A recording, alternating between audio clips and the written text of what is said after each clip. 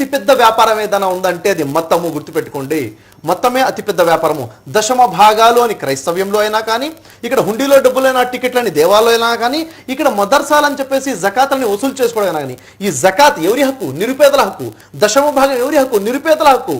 ప్రజలకు ఒక్కొక్క రూపాయి దానానికి హక్కులు ఎవరు? నిరుపేదల హక్కులు. కానీ ఇవన్నీ కూడా మత బోధకులు లేక అక్కడ అధికారంలో ఉన్న వాళ్ళు రక్తాన్ని పీల్చినట్టుగా జలగలుగా పీల్చేస్తున్నారు.